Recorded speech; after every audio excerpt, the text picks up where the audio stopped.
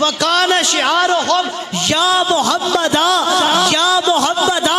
حضرت خالد بن ولید رضی اللہ تعالی عنہ نے مسلمانوں کی صفوں میں داخل ہو کر ایک نعرہ لگوایا۔ اس وقت مسلمانوں کا شعار تھا، مسلمانوں کی علامت تھی، مسلمانوں کی نشانی تھی۔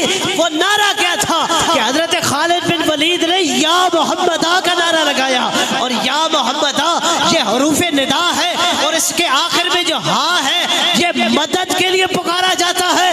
اور حضرت خالد بن ولید نے اس وقت یمامہ جنگ کے اندر کھڑے ہو کر مدینے کی طرف منہ کر کے میرے آقا کو مدد کے لیے پکارا تھا، میرے آقا کو مدد کے لیے پکارا تھا۔ یا محمدہ کا نعرہ لگایا تھا، تمام صحابہ کرام نے بھی نعرہ لگایا تھا۔ جو یا محمد کا نعرہ لگاتا تھا پتہ چل جاتا یہ بندہ مسلمان ہے۔ دوستان محترم، اس سے ایک بات تو واضح ہو گئی کہ جو آج لوگ کہتے ہیں تم یا رسول اللہ کیوں کہتے ہو، کیا وہ مدینے میں سنتے ہیں؟ تم اتنے دور سے کیوں پکارتے ہو؟ حالانکہ نبی تو نعوذ باللہ مار کے مٹی ہو گئے، تم یا رسول اللہ کیوں کہہ رہے ہو؟ میں کہتا ہوں آؤ صحابہ کرام سے پوچھو، صحابہ کرام علیہ رضوان یا محمدہ کا نعرہ جنگ میں کھڑے ہو کر لگا رہے تھے، اور یہ عقیدہ اور نظریہ دے رہے تھے۔ میرے نبی کے ماننے والوں، جب بھی تمہارے اوپر مشکل پڑ جائے اپنے نبی کا نام لے کے پکارا کرو، اللہ تمہاری مشکلوں کو دور فرما دے۔ بریلی کا بادشاہ سنیوں کا امام اعلیٰ حضرت عظیم المرتبہ پروانہ شب رسالت امام عشق و محبت آپ فرماتے ہیں فریاد امتی جو کرے حال سار میں، فریاد امتی جو کرے حال زار میں،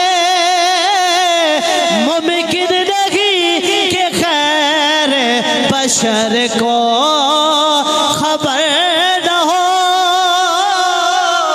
اور پھر یہ صحابہ اکرام علیہ رضوان کا عقیدہ تھا کہ جو بھی حضور سے مدد مانگے، چاہے دنیا میں حیات ظاہری میں مانگے یا سرکار کی دنیا سے چلے جانے کے بعد مدد مانگے، میرے حضور اس کی مدد فرماتے ہیں۔ سنن ترمذی شریف کے اندر حدیث پاک ہے، ابھی تھے نابینا تھے تو حضور کی بارگاہ میں آئے تو حضور کی بارگاہ سے دعا کروائی، تو میرے آقا نے انہیں ایک دعا تعلیم فرمائی، ایک دعا سکھائی۔ اب وہ دعا کیا تھی؟ میرے آقا فرماتے پہلے جا وضو کر، اس کے بعد 2 نفل پڑھ۔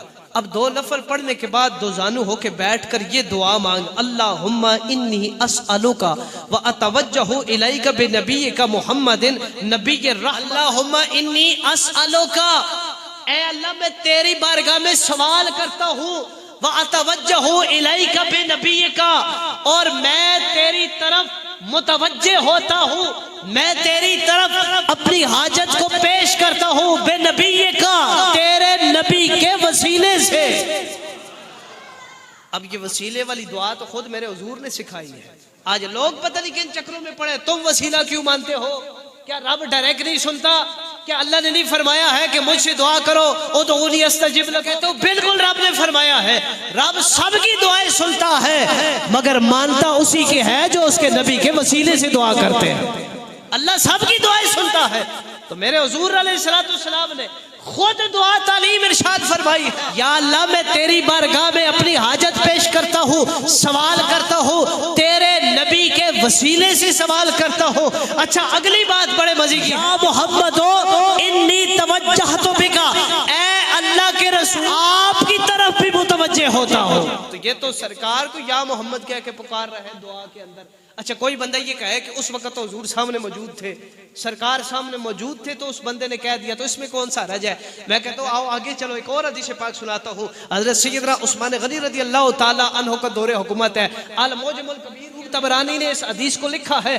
آپ فرماتے ہیں سیدنا عثمان غنی کا دور حکومت ہے، ایک بندہ آتا ہے، 3 دن سے اپنی حاجت کے لیے آ رہا ہے، حضرت عثمان غنی اس کی طرف توجہ نہیں کرتے ہیں، وہ بندہ اٹھ کے چلا جاتا ہے۔ راستے میں ایک دن واپس آیا، آگے سے یہی سے ابھی حضرت سیدنا عثمان بن حنیف راستے میں ملاقات ہوتی ہے، پوچھتے ہیں پریشان کیوں ہے؟ وہ بندہ کہتا ہے آج 3 دن ہو گئے ہیں، امیر المؤمنین کی بارگاہ میں آ رہا ہوں، اپنی حاجت کو لے کے آ رہا ہوں، اور امیر المؤمنین میری طرف توجہ ہی نہیں کرتے ہیں، کیا کروں؟ حضرت عثمان بن حنیف نے فرمایا کہ یہ کر جو میرے نبی نے سکھایا ہے.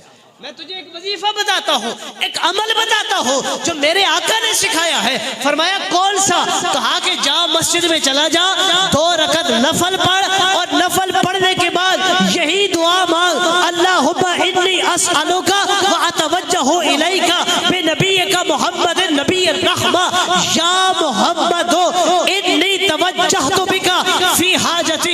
یہی دعا حضور علیہ السلام نے جو سکھائی تھی, جا جا کے یہ مانگ. وہ بندہ کہتا ہے کہ میں مسجد میں چلا گیا, جا کے 2 نفل پڑھے, اس کے بعد یہ دعا مانگی, اور دعا مانگنے کے بعد امیر المؤمنین کی بارگاہ میں جب آیا تو حضرت عثمان غنی نے مجھے اپنے پاس بلا لیا. حضرت عثمان غنی نے مجھے اپنے پاس بلا لیا, اپنے پاس بٹھایا اور پوچھا کہ بتا تیری کیا حاجت ہے, تیری کیا آرزو ہے, کیا تیرا کام ہے. تو پھر حضرت عثمان غنی نے میری طرف توجہ فرمائی. اب دوستان محترم, آپ تو حضور دنیا سے چلے گئے تھے, پھر بھی صحابی رسول نے یہ دعا پڑھی ہے. اور پھر اس سے ہمیں کیا سبق ملا کہ سرکار دنیا سے پردہ فرمانے کے بعد بھی اپنے غلاموں کی مدد فرماتے ہیں, اور حضور علیہ السلام کے وسیلے سے دنیا سے چلے جانے کے بعد بھی دعا مانگنا جائز ہے اور کار ثواب ہے, اور اللہ اس دعا کو